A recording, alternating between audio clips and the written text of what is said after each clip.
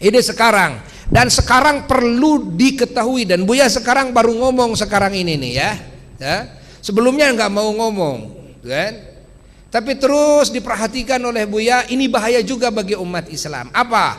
Adanya sekarang pentarjih dan pentashih hadis, hukum-hukum hadis yang bernama Syekh Albani. Yang bernama Syekh Albani.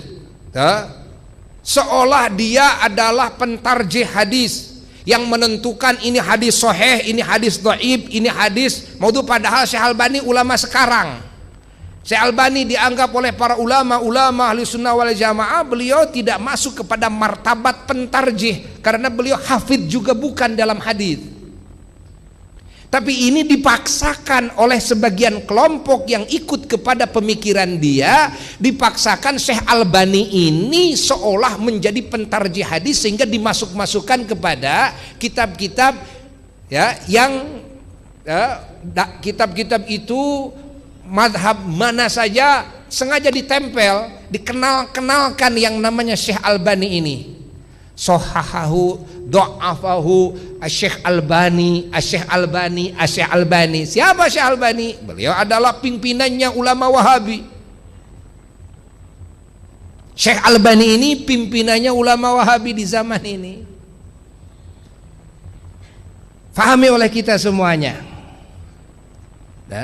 Sehingga kalau menurut Syekh Albani sahih, kita percaya ini sahih. Kalau menurut Syekh Albani dhaif, ini percaya dhaif. Lah, siapa Syekh Albani? Apakah tidak ada para pentarjih hadis yang lebih terpercaya, yang jelas keilmuannya? Kenapa kita tidak kembali gitu kan kepada imam-imam hadis yang sudah jelas di muka bumi ini? Apakah tidak ada imam-imam hadis ya yang sudah jelas kan? Keilmuannya, beliau adalah ahli tarjih, kan? Beliau yang mengenal sahnya hadis ini, dhaifnya hadis ini, hasannya hadis ini. Bukan sekedar Imam Bukhari, Muslim saja, kan? Imam-imam yang lain, Imam Hakim, Imam Baihaqi, Imam Bazzar dan sebagainya. Kenapa tidak ikut kepada yang itu? Kenapa kita malah dibelokkan kepada Syekh Albani ini? Seolah dipaksakan kita harus percaya kepada Syekh Albani. Banyak umat Islam yang tidak tahu siapa Syekh Albani. Syekh Albani itu adalah ulama sekarang. Kita terserah, kita silahkan saja bagi Syekh Albani atau pengikutnya Syekh Albani untuk menonjolkan Syekh Albani, mempercayai Syekh Albani. Namun Buya ini memberikan nasihat kepada ulama, kepada muslimin ahli sunnah wal jamaah yang sudah punya rujukan-rujukan yang jelas, kan? Maka gunakan dulu rujukan-rujukan yang jelas ini. Jangan sampai kita percaya kepada ulama-ulama yang jelas malah berbeda, di banyak pendapat-pendapatnya, di banyak pemahaman-pemahamannya, di banyak ijtihad-ijtihadnya dengan ijtihad-ijtihad dan pemahaman ulama ahli sunnah wal jamaah. Faham atau tidak?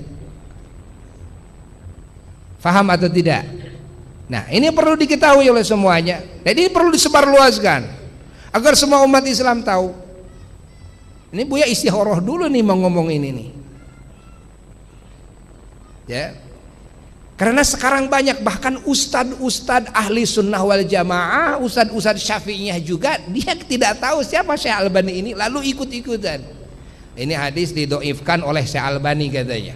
Padahal bagi kita semuanya sudah punya rujukan.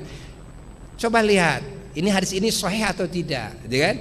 Ulama-ulama pentarjih ahli hadis daripada ulama ahli sunnah wal jamaah itu banyak. Ayo merujuk ke sana. Ya, ada yang sepakat dhaifnya, ada yang diikhtilafkan dhaifnya. Ya, bagi ahli tarjih. Nah, sekarang banyak hadis-hadis yang hadis-hadis ini sahih dianggap dhaif, yang hadis ini dhaif dianggap maudhu'. Buya mendengar sendiri, menyimak sendiri, mendengar sendiri. Oh, masya Allah. Dia ustadz, kondang, tapi menganggap maudhu, padahal Mungkin ada hadis yang maudhu, tapi tentunya tidak semua maudhu. Yang berhubungan dengan fadilah amal, adakah hadis maudhu? Ada juga hadis maudhu. Berarti kita juga ulama tahu, karena kita mengkaji kitab hadis-hadis yang maudhu'at dalam kitab hadis maudhu'at. Tidak hadis-hadis yang maudhu, oh ini, gitu kan? Menurut para ahli hadis yang jelas-jelas gitu kan keilmuannya, kita juga mengkaji, kita tahu mana yang maudhu, mana yang bukan. Namun yang menjadi masalah besar ketika hadis-hadis yang bukan maudhu, yang berhubungan dengan fadilah amal, malah dianggap maudhu semuanya. Ini bahaya. Maudhu itu kan hadis dusta. Termasuk apa? Fadilah amal dalam saum Rajab. Innalillahi wa inna ilaihi raji'un.